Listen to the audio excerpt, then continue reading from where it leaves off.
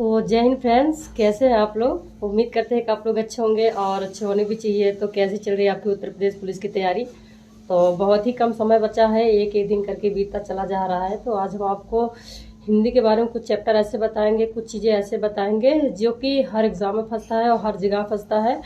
और हम लोगों ने जब एग्ज़ाम दिया था तो इसी तरीके से तैयारी किया था, क्योंकि देखो तैयारी करना बड़ी बात नहीं होती है, सिलेक्शन लेना बड़ी बात होती है। क्योंकि कोई भी इंसान होगा तो उसको सब कुछ ज्ञान नहीं होगा, वो सारे सब्जेक्ट या फिर हिंदी का पूरा जितना मटेरियल होता है या हिंदी में जितने सारे चैप्टर हों, हर किसी को कंठस्थ नहीं कर सकता, ना तो हर किसी को रट सकता है। पर आपको इस तरीके से तैयारी करनी है, ऐसे टेक्निक से पढ़ाई करनी है ताकि आपका सिलेक्शन इस बार हो जाए। क्योंकि पढ़ाई लिखाई करना मतलब कि बहुत सारी चीज़ें होती है, कुछ क्वेश्चन ऐसे होते हैं, कुछ सिलेबस ऐसे होते हैं जो कि हमारी जानकारी होने के बावजूद हमने वो पढ़ा है, फिर भी ऐसा लगेगा जब हमारे आंखों के सामने पड़ेगा तो लगेगा कि अरे यार ये तो कन्फ्यूजन में हो जाएगा। तो फ्रेंड्स, कन्फ्यूजन बिल्कुल नहीं लेना है। आप लोग देखते होंगे कि हिंदी में एक ऐसा क्वेश्चन आता है जिसको गद्यांश या काव्य भी बोल सकते हैं, जिसमें से 5 से लगभग 4 से 5 क्वेश्चन रहते हैं। अगर आप उसको, वो क्वेश्चंस कॉमन सेंस पे एक हिसाब से होता है, क्योंकि निबंध कहीं से भी पूछ सकते हैं, हिंदी के ही आपके चैप्टर रहेंगे कहीं ना कहीं से पूछ लेंगे, लेकिन उसमें 5 सवाल मतलब समझ लीजिए आपका 10 नंबर का रहता है।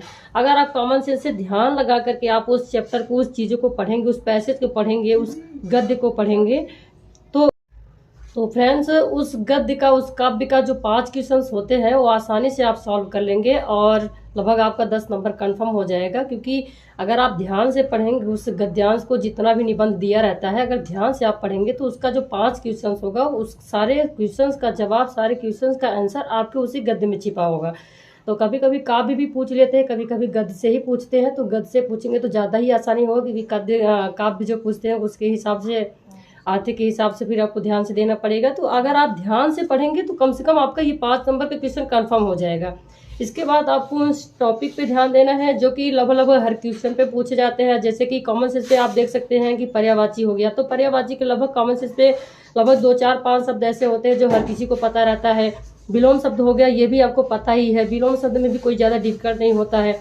हाँ, एक चीज़ ऐसी होती है जो शुद्ध वर्तनी जो आती है उसको भी आप आसानी से कर सकते हैं, क्योंकि उसमें सिर्फ आपको ध्यान से एक बार ऐसे ध्यान से देखना है कि शुद्ध अशुद्ध में क्या चीजें ऐसी हो रही है, जो कि चारों आंसर, उसमें से आपको बस ये ध्यान देना है किसमें से कौन सी कमियां हो रही, कौन सी गलती हो रही, कौन सी इसमें क्वेश्चन सही होगा, बस उसी पे आपको फोकस करना है। अगर उसमें से सही कर लेंगे तो ये भी आपका नॉर्मली हो जाएगा और इसमें कोई डिफिकल्ट नहीं है। बाकी आप अनेकार्थी शब्द जान ही रहे हैं, इसमें भी नॉर्मली हो जाएगा। तो कुछ शब्द ऐसे होते हैं जो हिंदी का, जो कुछ चैप्टर जो है जो डिफिकल्ट होते हैं, बस उसी पे आपको फोकस करना है। बाकी तो ये, तो फ्रेंड्स आपको ऐसी टेक्निक से पढ़ाई करनी है। 37 नंबर के क्वेश्चन हिंदी में आते हैं, तो अगर आप टेक्निक से ऐसे ध्यान दे के पढ़ाई करेंगे तो 37 में 35 नंबर तो आपका कंफर्म ही हो जाएगा।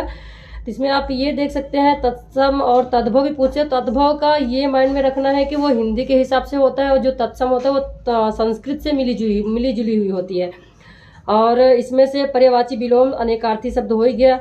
और इसके बाद अशुद्ध वाक्यों को शुद्ध करना, ये भी आपको ध्यान देना है कि जो वाक्य अशुद्ध टाइप के दिए रहेंगे उसको शुद्ध ढूंढना पड़ेगा, और जो शुद्ध टाइप के वाक्य दिए रहेंगे उसको अशुद्ध ढूंढना पड़ेगा।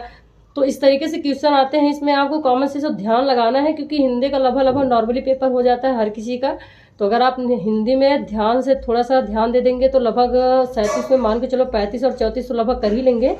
तो और रस छंद जानते हैं, और लोकोक्तियाँ जानते हैं, मुहावरे जानते हो, ये सब तो फिर लगभग आम भाषा में बोले जाने वाली भाषा होती है। वैसे भी देखो, उदाहरण दे, किसी को कोई बात होती है तो लोग उदाहरण दे के ही बात कर लेते हैं। लोकोक्तियाँ तो लगभग यूज होती रहती है। तो आप इसमें भी कर सकते हैं समास, विराम, समास और काल, क्रिया, संधि, प्रत्यय, उपसर्ग, अव्यय, सर्वनाम, विशेषण, क्रिया, काल, ये सब भी बहुत सारे आसानी से कर सकते हैं। इसमें कोई भी चीज़ें नहीं है। अगर आप एक बार आसानी से अच्छे से पढ़ लेंगे तो ये क्वेश्चन आसानी से आप सॉल्व कर सकते हैं। इसमें कोई घबराने की कोई बिल्कुल बात नहीं है, अगर आप चाहें तो। फ्रेंड्स, इसमें से लगभग उपसर्ग भी आसान होता है, प्रत्यय, संधि, समास, विराम चिन्ह भी लगभग आसानी होता है, क्योंकि लिखते पढ़ते टाइम हमेशा कहीं ना कोई चिन्ह मिल जाता है, जिससे कि हम ये संकेत उस भाषा को समझ जाते हैं कि यहाँ इसको कौन सा चिन्ह कहते हैं। तो लगभग ये भी क्वेश्चन अगर फंसेगा तो मुझे लगता है कि आप लोग कर लेंगे, कोई कठिनाई नहीं है।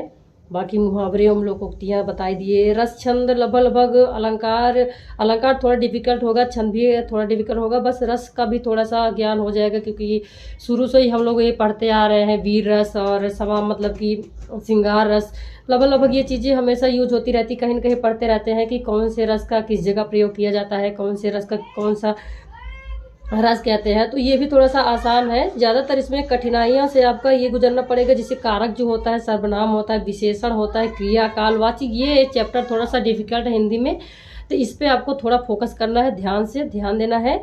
बाकी लगभग इसमें का जो भी आपके हिंदी में जो सिलेबस दिया गया है, लगभग ये सारे सिलेबस आसानी से आप कर सकते हैं। जैसे हिंदी व्याकरण का मौलिक ज्ञान आपको होना चाहिए, जैसे हिंदी और अन्य भारतीय भाषाओं के बारे में थोड़ा सा ज्ञान होना चाहिए।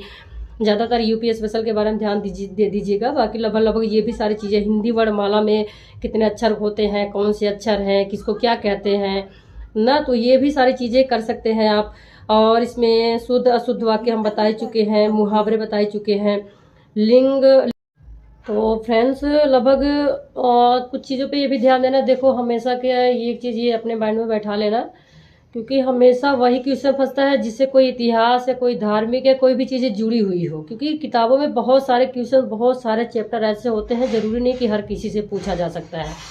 तो कुछ क्वेश्चन ऐसे होते हैं जिससे इतिहास भूगोल कहीं न कहीं किसी न किसी से जुड़े से चीज़ों से कनेक्टिविटी होती है, जिससे कि आपको वो क्वेश्चन का जवाब देने में या उसका आंसर देंगे या उत्तर पढ़ेंगे तो आपको कुछ नॉलेज या कुछ ज्ञान होगा। तो फिलहाल उस तरीके से क्वेश्चन फंसते हैं। तो देखो इसमें से एक चीज़ ये भी ध्यान देना, जैसे प्रसिद्ध कवि हो गए, जैसे तुलसीदास जी हो गए, वाल्मीकि जी हो गए, ऐसे कुछ कवि हिंदी में बहुत अच्छे हुए हैं, तो जिनकी रचनाएं जरूर पढ़ लीजिएगा और इनके बारे में भी पढ़ लीजिएगा, क्योंकि हो सकता है कि कभी कभी इनके बारे में पूछ सकते हैं कि ऐसी क्या मतलब ऐसे कवि में के अंदर ऐसी क्या खासियत है कि जो इतने प्रसिद्ध हो गए हैं। तो बस इन सब सारी चीज़ों को, इनकी रचनाओं के हिंदी भाषा में पुरस्कार किसको किसको दिया गया है, कब दिया गया है, किस लिए दिया गया है, ये सब भी सारी चीज़ें पढ़ लीजिएगा। बाकी विविध हिंदी में बहुत सारी सामग्री हैं, ये भी पढ़ लीजिएगा। बाकी तो बहुत ज़्यादा डिफिकल्ट नहीं है, अगर आप अच्छे से तैयारी करोगे, ध्यान दोगे तो फिर लगभग 37 में तो 35 ला ही देंगे।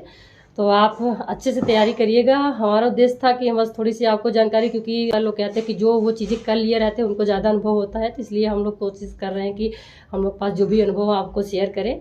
बस आप अच्छे से पढ़ाई लीजिए। Best of luck. Thank you.